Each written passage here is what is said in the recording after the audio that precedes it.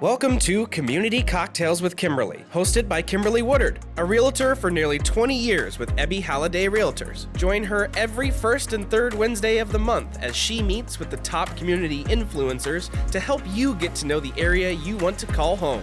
Don't just love your home, love your community.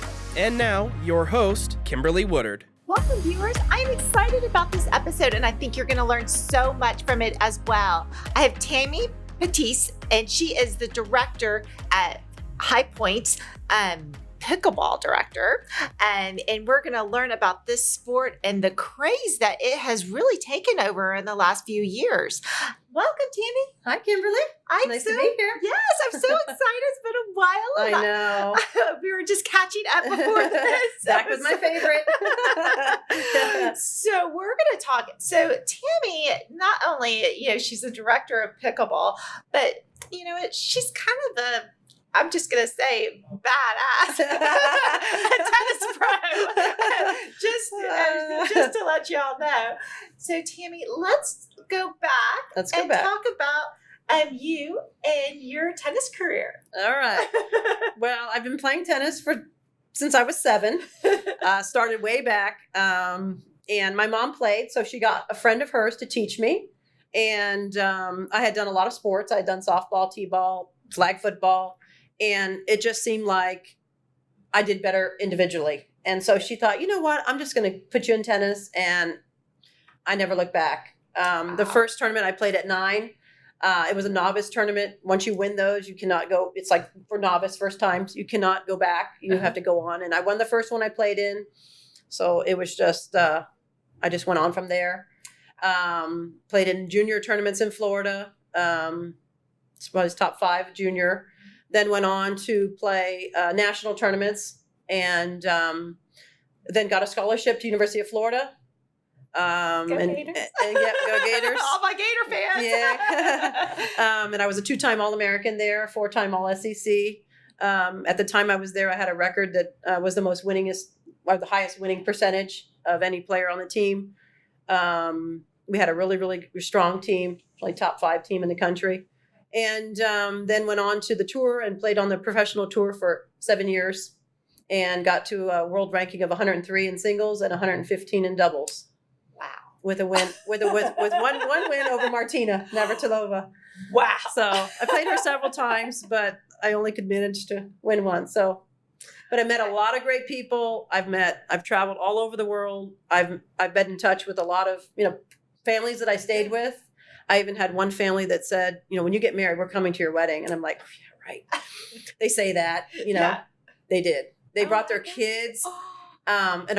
It's kind of funny that I ended up working at Glen Eagles because our reception was at Glen Eagles. And they came. There was a lot of people there. Oh, wow. And, my husband's French. So we had a lot of international guests. But I had I've met a lot of great people. Yeah. And it was a great experience. Not as glamorous as you think, living out of a bag, but a really, really well-rounded experience and fairly successful.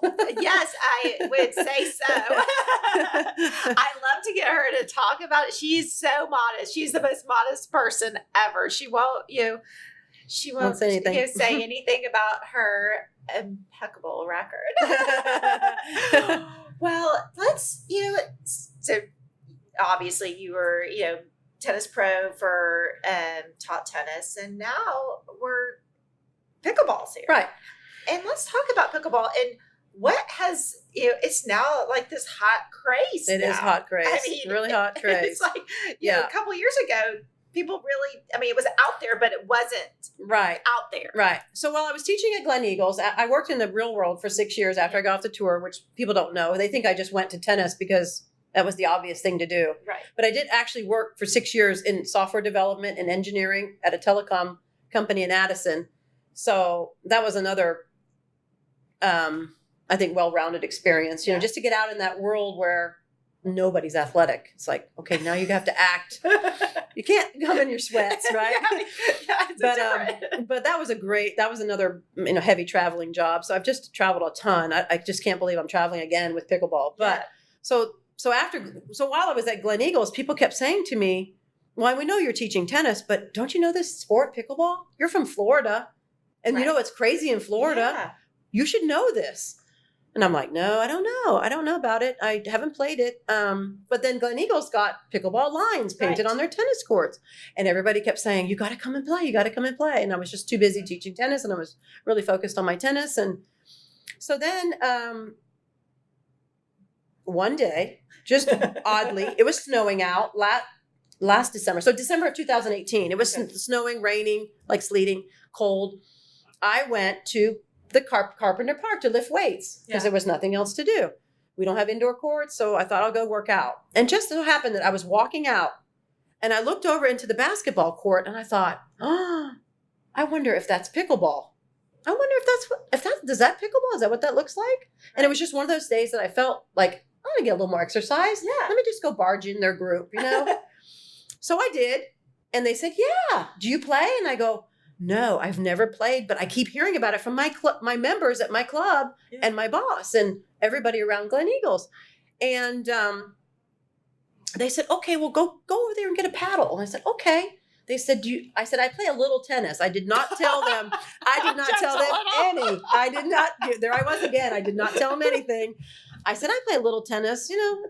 So I went over and got a paddle. And of course, it was wood, which you don't see a lot of wood paddles these days. But I felt like I was playing like with the Flintstones. They said, go in there and warm up. And I said, okay. So I ran into the racquetball courts. Yeah. I don't know if they could see me or not. But when I came back, they were like, I think you're ready. I think you can play with us. And I'm like, okay. And I never looked back. I was addicted from that moment. And I hardly ever get on the tennis court anymore. Oh, wow. But I found out in all of my year and a half that I've been in pickleball. So it was started in 1965. People don't realize that it's been around that long. No. They think it's kind of been a craze in the last 5-10 years. It's been around since I was born. And it was started right outside of Bainbridge Island, right outside of Seattle. Three fathers were trying to come up with something different for their kids. They were in the summertime. They were getting bored with the same old sports. So they kind of a combination of badminton, tennis, and ping pong. Right. They created their own kind of paddles, which is approximately twice the size of a ping pong paddle. Mm-hmm. You can have it wood. There is one professional on the tour who is playing with a wood paddle. Everybody else is with a composite graphite or something. Yes, there is a guy playing with a wood paddle, and he does fairly well. That's like a wood tennis racket. Yeah, it's very archaic, like the dinosaur ages.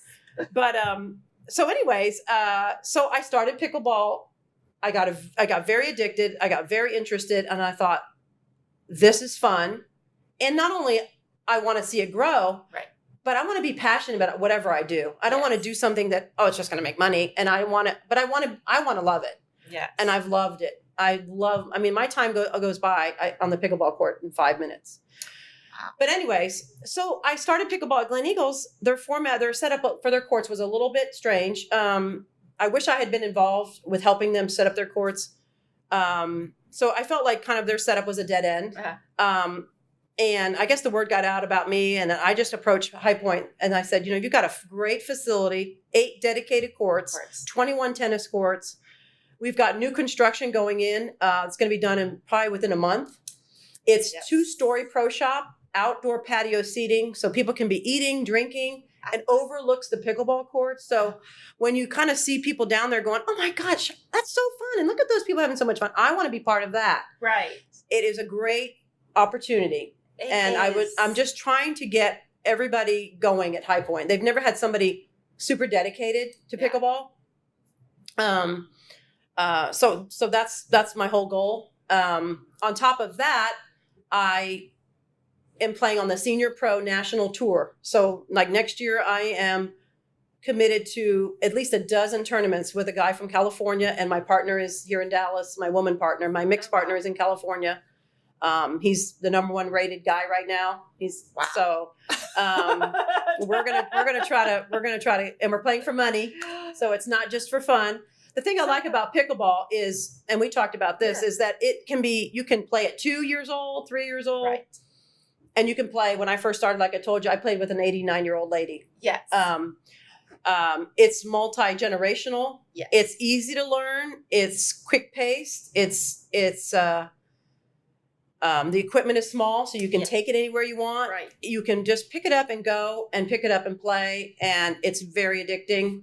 I love the fact that I can play with my daughter. Yep. I can play with somebody's grandkids, and then I could probably teach my mom, Right. who And can't go play tennis anymore. Well, and then you can go pro.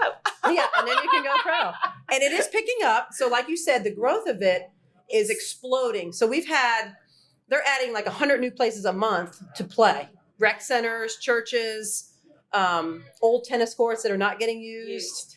So there's, it's just indoors, outdoors. They're playing, you can have indoor, and you just need to know that there are different balls. Whether you go indoors or outdoors, you got to make sure you have the right balls, because a lot of people don't know that there is an outdoor ball and there is an indoor ball. Yes. The big difference between the balls are the number of holes in the ball. Oh, so it's kind of like a wiffle ball. Yes. But the plastic, depending on the brand, is softer or harder, just like tennis rackets. They all vary. Right. And an outdoor ball will have 40 holes, and an indoor ball will have 26. They're larger. It's kind of obvious, but sometimes not. But there is a difference, because I've had a lot of people bring outdoor balls to an indoor place or vice versa. And just, things like that you point out just because you're not sure people know. Right. Right. It's just been amazing. I mean, think it is so fun. So fun. Fantastic, because I just love the sport. Right now with COVID, people are looking for, and I think that's probably contributed, the spring and everything, for something to do. Right. Everyone's getting outdoors. Everyone is trying to do something. And this is a great thing that you can grab the family, right, go out and play a game. We were talking before, and our Labor Day plans kind of got washed away with everything. And so we're doing a Winter Casa Labor Day weekend, and we're coming up with different activities. We're sitting down last night at dinner and talking about, and that was pickleball was one of them, because we've got, our family is a tennis family, but the other family isn't. And so this is a sport where you don't have to have any, any skill set. You just go out and have a good time. Yes. And it's social.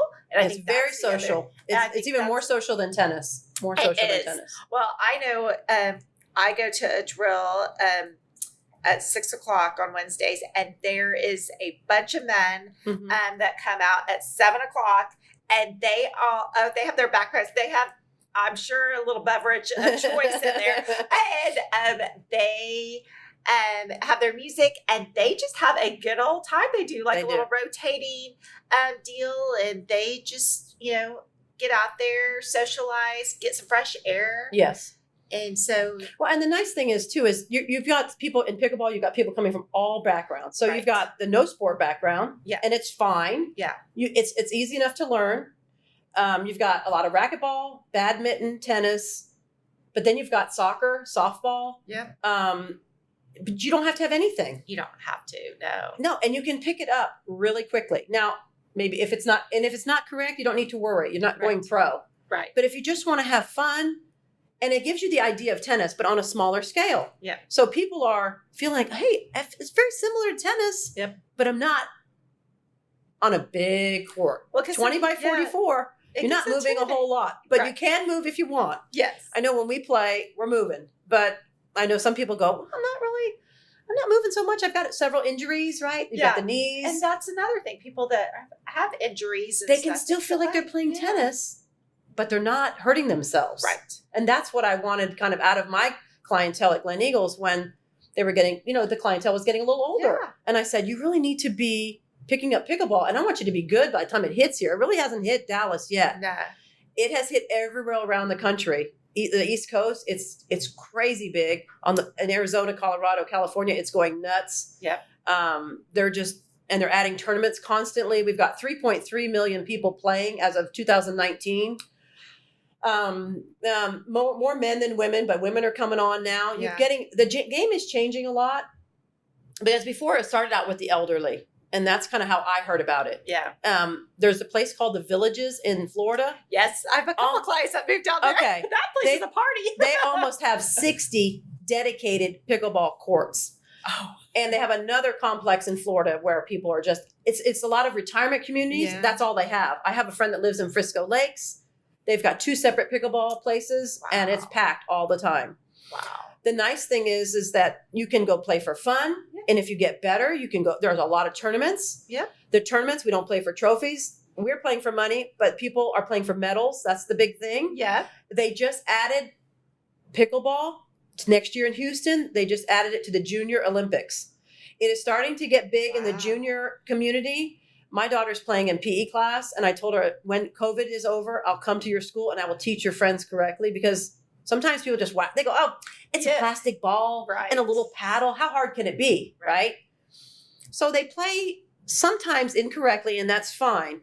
But if there are the occasion that you want to learn correctly, yes, then we need to tell you not play tennis on the pickleball court, because otherwise it'd just be called tennis. Right. We gotta know that what are the differences and what are the similar. There are very similar strokes, and there are very different strokes, and that's the key, is not playing tennis on a pickleball court. Right. Well, and that leads me to, so I know some of these people are getting excited, and they're like, how do I learn more about? Now you've got classes, you've got clinics. I've got classes. I do private lessons. I do semi-private. I do groups. I've had people come with their partner, and they're getting ready for a tournament. We have the Texas Open. The biggest tournament in Texas is coming up. Wow. End of September, beginning of October. It's going to be at the Oasis Club. I tried to get it at High Point, but I was a little late in the running. But next year, it might be at High Point. Wow. It's going to have, last year, I think they had about 1,500 players come from all levels, from the very top on the pro circuit that you see on TV to beginners. And they have a beginner bracket. So if you say, well, I'm not good enough yet to be in a tournament, you don't have to be good enough. You got to start somewhere. I always say to people, you have to start somewhere. And if you kind of want to see how you stack up, they always have a beginner bracket. Yeah. That's going to be the first week in October. It's going to be out in Rockwall at the Oasis Club. Okay. But at High Point, I offer groups, private, semi-private. We have mixers once a month. We just had a big mixer that sold out really quickly. We're having one Labor Day weekend. I think it's already full, but I'd be glad to, just on the calendar. Yeah. And it's on Instagram. It should be on Facebook. High Point, if you're interested, log on to the High Point website. Should be under pickleball. It should have everything that we're doing. We have a pilot season. Very exciting. We're having a pilot season of TCD pickleball. For anybody that's familiar with TCD tennis, it's been around for, I don't know, a long time. Ladies tennis. Yes. And mixed. They have mixed. Yes. The same league is starting a pickleball league. I have 3 teams currently at High Point. McKinney's got a few, and they're all over. But this will be their inaugural season, so we'll see how it goes. Yeah. We have drills for the team. Wow. And we've got a league starting at High Point. So it's a progressive league. You don't have to have a partner. You just sign up, and every week you're going to play with somebody different. Oh, I've got drop-in drills. I've got what's called open play, where you just pay and you show up, and whoever's there. It's just a great way to meet people. That is a great way. We did it yesterday afternoon. We're going to do it again tomorrow. And I also launched a class for Friday night for people that work. Oh. I also launched for seniors, if there are any seniors out there. Oh, yes. Because I know the senior centers are closed because of COVID, and they have nowhere to go. I have offered a class. It's a 3-week class coming twice a week, so you get to come 6 times, 60 and over. Senior class, it's very early in the morning because I know they love that. 7:30 to 8:30. Mom, Dad, I'm signing you up. And that's on Mondays. And they come Monday and Wednesday, I think it is.